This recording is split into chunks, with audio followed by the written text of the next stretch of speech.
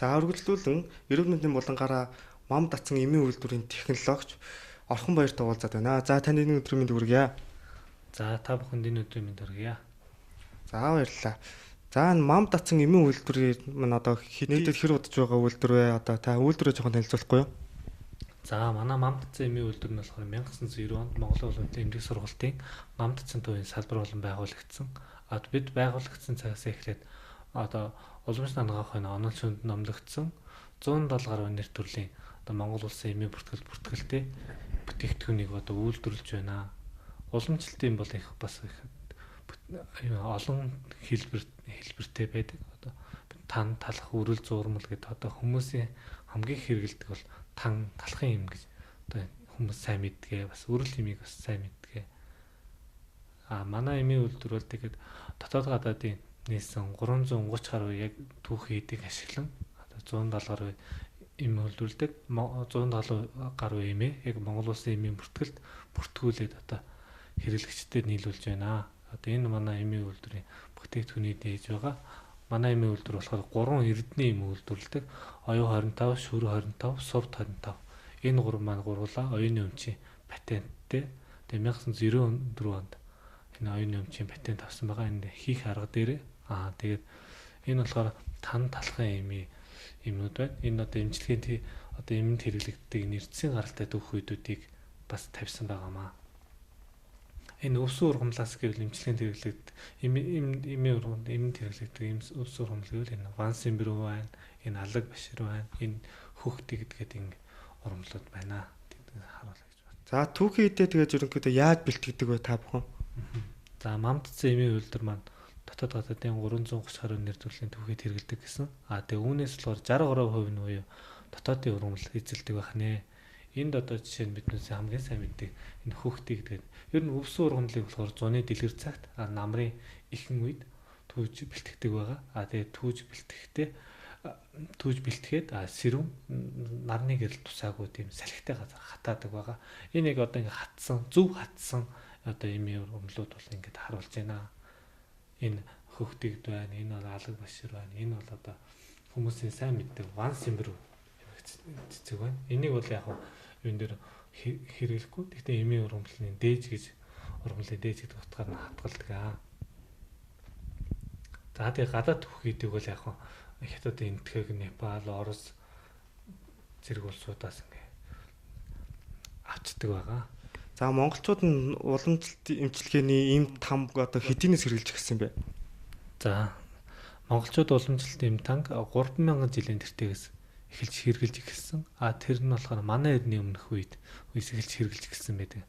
Тэр нь яаж нотлогддог вэ гэвэл манай эртний өмнөх одоо 3-аас 1-р зууны үед хүннүүгийн үрэл хэмээ алдарсан юм үрэл эм олдож байсан.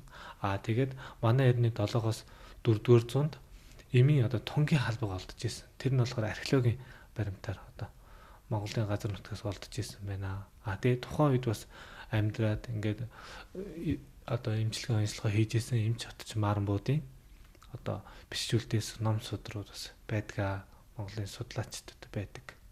Энэ үеэс эхэлж монголчуудын уламжлалт эмийг бол хэрэгжилж ирсэн байна. Дэлхийн ертөнцийн дээр анх 55 их галвын тэртээ эм цэцлэн авахаа үүссэн байна. Нэг их галвыг орчин цагийн хэмжээсээр 671 сая 920 мянган жилдээ одоо тэнцнийг судлаачид үтсэн байдаг. Тэртээ жилээс энэ уламжлалт хангах ухааны эм засал үүссэн байна. За та тэгээд одоо үргэлжлүүлээд уламжлалт эмийн хэрэглээний талаар яриач. Бас тэгээд уламжлалт эмийг яаж хэрэглүүл зүгээр гэх юм болоо тэр тухай жоохон яриад өгөөч.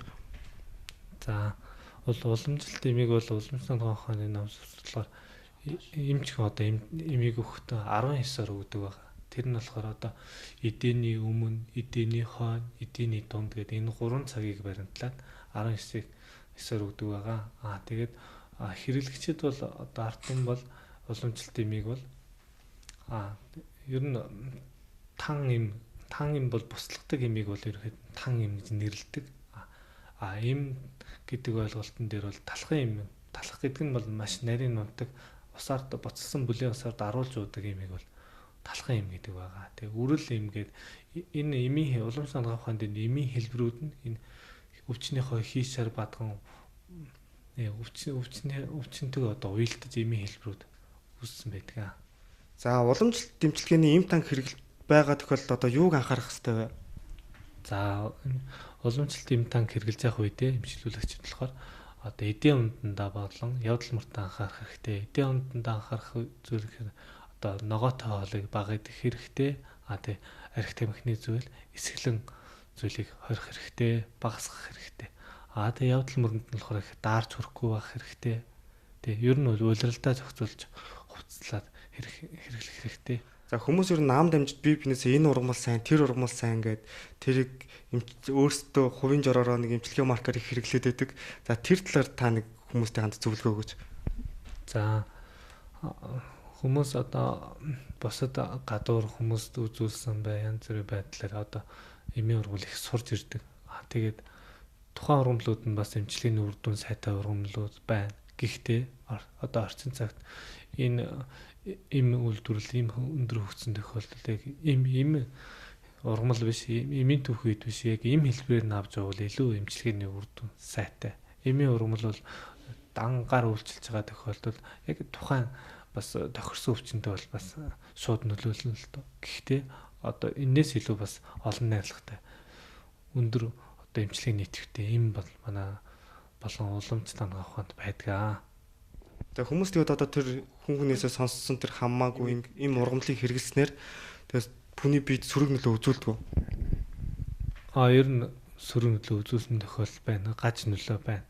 Одоо жишээ нь зарим ургамлыг бол одоо даралт ихтэй өндөр одоо зүрх судасны эмхтэй даралт өндөр тиймэрхүү хэрэглэж болохгүй ургамлууд байна. Зарим нь эрэхтэй эмхтэйгээс шалтгаалаад бас насны ялгаанаас хөгшөд хэрэглэж болохгүй ургамлууд бас байдаг. Тэрийг бол хүмүүс яг уламж танах ухааны эмчэд хандаад тэгээд үзүүлээд тэгж бас яг тохирсон эм авч явал илүү үр дүнтэй.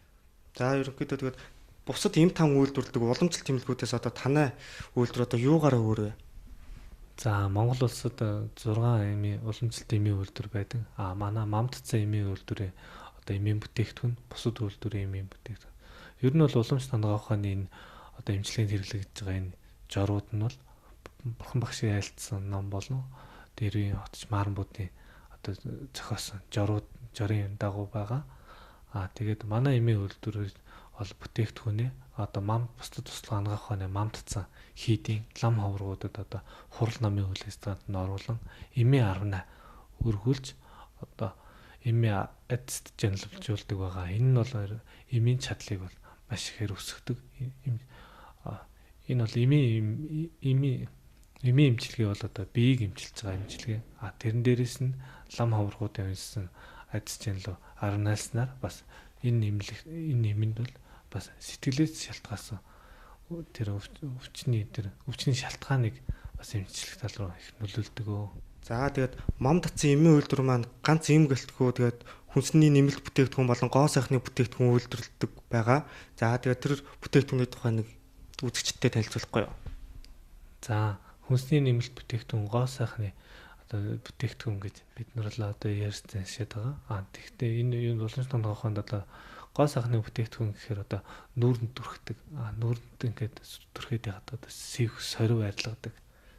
Одоо уламж тус эрдэмтэн 15-ны сар лугаа адил одоо тийм сайхан толгор нүүр царай арьстай болгоно гэдэг ингээд нүүрний арьсыг тийм хүртэл тус эрдэмтэн буюу хэрэглэх заалттай юм байдаг.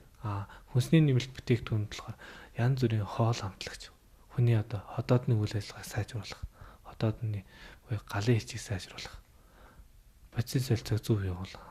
Тэр талын чигээс эмнүүд болон эмийн ургамлууд байдаг. Тэрийг болгоо хүнсний нэмэлт бүтээгдэхүүнээр одоо гаргадаг байгаа. За тэгээд мөн адил тэгээд хүнсний нэмэлт бүтээгдэхүүн, гоо сайхны нэмэлт бүтээгдэхүүн энэ бүгд одоо экологийн цэвэр бүтээгдэхүүнүүд үү?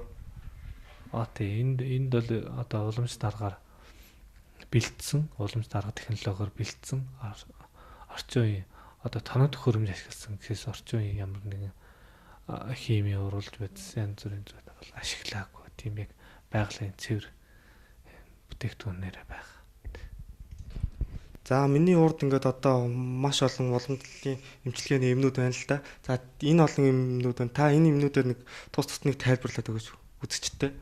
За энэ одоо энэ миний барьж байгаа бол юу вэ? Оюу 25 гэдэг юм байна. Оюу 25 эрдэнэ юм. Энэ бол одоо илэгний ахаг өвчний үед хэрэгэлдэг юм байна. 25-тай найрлагатай, 25-ын найрлагатай тийм эрдэнэ юм байна. Энд нь болохоор амьтан ургамал эрдэсийн гаралтай одоо төвхөд орсон байгаа. Тэгээ энэ эрдэнэ юмыг бас хүртэх заавар нь одоо уламжлалт тань талхын юмнээсээ бас ондоо. Энэ жишээ нь одоо энэ эрдэнэ юмыг хэрэглэхийн өмнө хүн бол одоо биеийн ариун цэрэг маш сайн сахисан байх хэвээр. Тэгээ үүрээр одоо хэрэгэлдэг, үлэн хэрэгэлдэг тийм юм байна. Оюу 25 гэдэг. За энэ шүр 25 гэдэг эрдэнэ юм байгаа. Үүнийг болохоор хар цагаан судлын өвчин, Европоор болохоор мэдрэлийн өвчний үед хэрэгэлдэг байгаа. Тэгээд мөн бас уухта дээрх төрөний хийсэн биеийн ариун цэрэг маш сайн сахин тэгээд өглөө үүрээр хэрэгэлдэг тийм юм байгаа. За энэ норвдлоо гэдэг хүмүүс бол ноёны удаг норвдлоо гэдэг хэлж ярьж байгаа. Энэ бол одоо халуун өвчин бүгдийг боловсруулж одоо биеийн дархлааг сэргээдэг тийм юм байгаа. Норвдлоо гэдэг. За энэ жамц дөрөв гэдэг юм байна. Энэ болохоор одоо ходоодонд одоо иш шингэсэн бүгдийг одоо шингээх тийм чадвартай тийм үл юм байх нэ. Жамцтай. За энэ жонлон долоо гэдэг бас тан юм байна. Энийг болохоор үе мөч шар усны өвчний үед хэрэгэлдэг тийм тан юм байна. За энэ зад чигтэн гэдэг ганц найрлагатай задаас бүрдсэн юм байна. Одоо зад болохоор зүрхний өвчнөд сайн. Тэгэхээр зүрхний өвчний үед бас энийг хэрэгэлдэг байх нь байна. За энэ баргашин 5 гэдэг юм байна. Энийг баргашин 5-ыг болохоор бас илэгний өвчний үед хэрэгэлдэг байх нэ. За энд саман гэдэг юм байна. Одоо саман гэхээр энэ эрэгтэйчүүдээр бол төрөө булчирхай өвчний үед хэрэгэлдэг юм байх нь байна.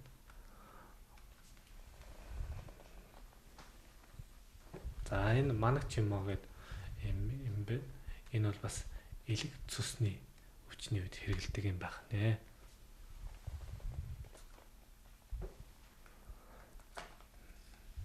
За энэ бол бас Z5 гэдэг зүрхний өвчний үед хэрэгэлдэг тийм юм байна.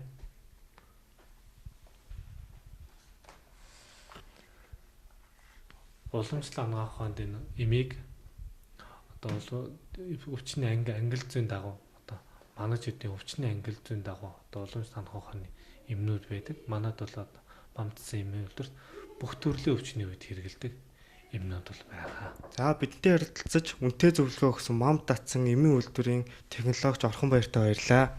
За баярлалаа. За баярлалаа. Содон нэвтрүүлэг мань үргэлжлэж байна.